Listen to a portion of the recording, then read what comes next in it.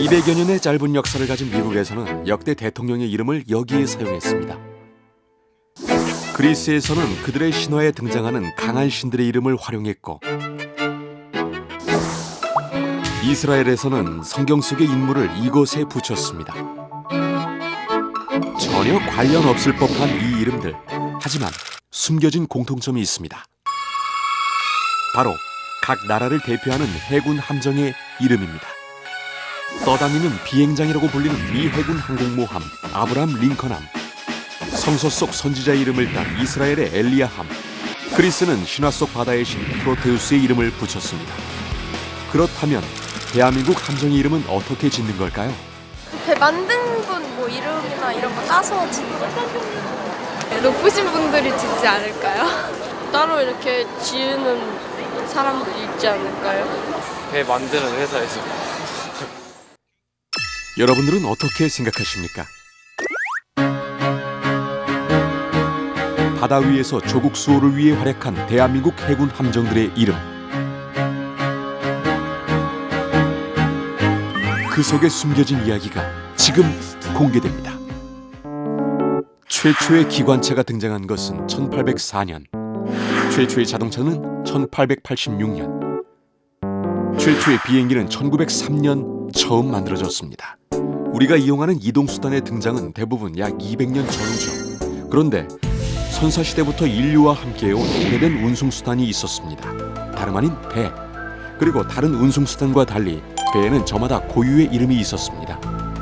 그렇다면 왜 유독 배에 이름을 붙이게 된 걸까요? 과거에는 배를 띄울 때 바다의 신에게 처녀를 제물로 바치던 풍습이 있었습니다. 바다에 대한 두려움 때문이죠. 하지만 시간이 흘러 이런 악습은 사라지고 대신 배에 여성의 이름을 붙이기 시작했습니다. 물론 거친 파도에 맞서 우리 영해를 지키는 해군 함정들도 저마다의 이름이 있습니다. 그리고 그 이름에는 좀 더 특별한 의미가 있습니다. 함정은 부대입니다.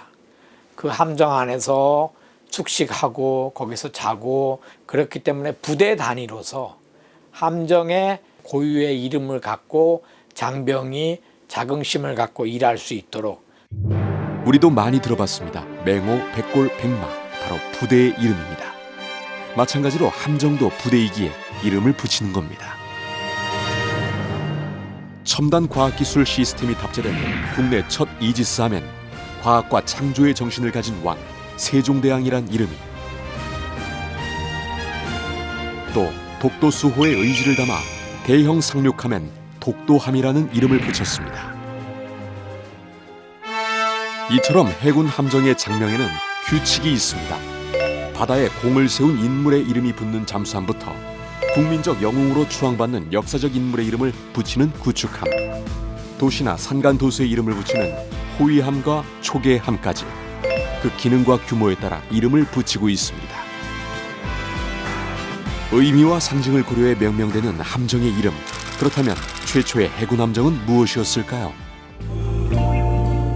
1945년 8월 15일 마침내 맞이한 해방, 그리고 그해 11월 해군이 창설됩니다. 그러나 우리에겐 해상 전투에 쓸 단 한 척의 배도 없었습니다.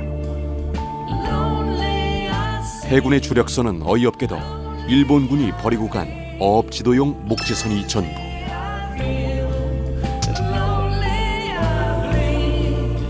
전투에 필요한 해군 전투함 구입을 위한 움직임이 일기 시작했고, 1949년 6월 함정 건조기금 거출위원회가 구성되고, 여기에 해군 간부들은 월급의 일부를, 수병들은 폐품을 팔아모은 쌈짓돈을 내놓았습니다. 해군 부인들도 전투함을 위해 삭바느질로 돈을 보탰습니다. 그렇게 4개월여 만에 모인 돈 15,000달러. 정부의 지원금까지 더해져 만들어진 돈 6만 달러. 4만 5천 불을 보태가지고서 6만 불을 손원일 참모총장한테 주면서, 자, 이거 가지고서 군함을 가서 사오게. 그래서 그 미 대사관에 연락을 해가지고서 마땅한 군함을 좀 찾으라고. 그렇게 지시를 했어요. 미 해군에서 퇴역해 해양대학의 실습선으로 쓰이던 구형 선박 화이트헤드 소위호가 우리의 첫 해군 함정이 되었습니다. 그해 겨울 뉴욕 부두 한쪽에서 가진 명명식. 그 이름엔 통일에 대한 염원과 우리 국민의 강인한 기기와 굳은 마음을 담아야 했습니다.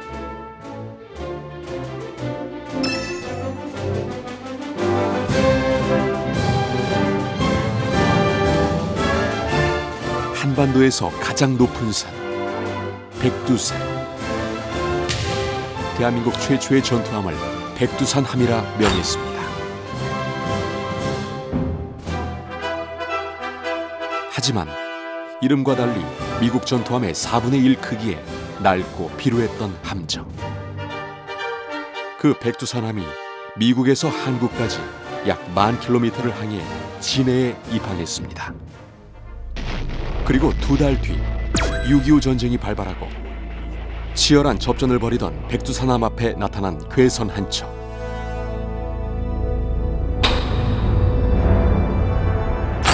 막아야 했습니다. 어떻게 됐을까요? 2배나 큰 북한의 함선, 얼마 남아있지 않은 포탄. 이름처럼 큰 위험을 보여준 우리나라 최초의 전투함 백두산함의 승리였습니다.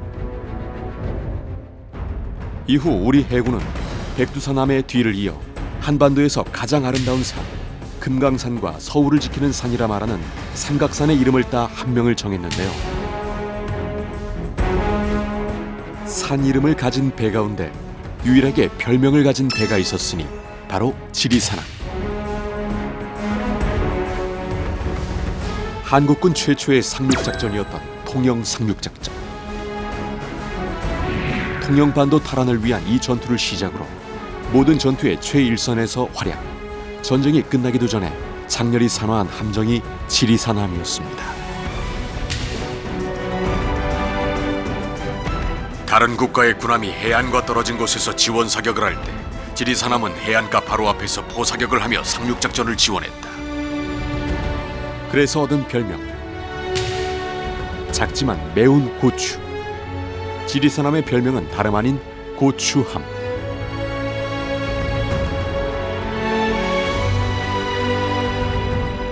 (6.25) 전쟁 당시 그 이름값을 톡톡히 해낸 우리 해군의 함정, 백두산함과 지리산함입니다. 이렇듯 특별한 이름을 갖는 함정들. 그런데 최근 유도탄 고속함에 붙여진 이름들은 어딘가 낯선 이름들이 등장을 합니다. 그렇다면 과연 이 함정들의 이름은 무슨 뜻일까요?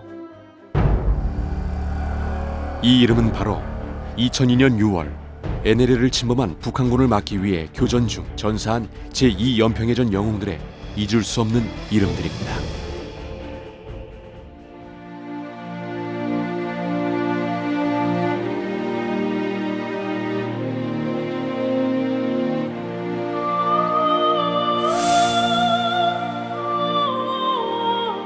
우리 장병들이 그러한 함정에 근무를 하게 될 때 자부심을 갖게 되고 또 우리 역사를 바로 이해하고 대한민국의 정통성과 역사성을 기리는 그러한 의미를 갖습니다.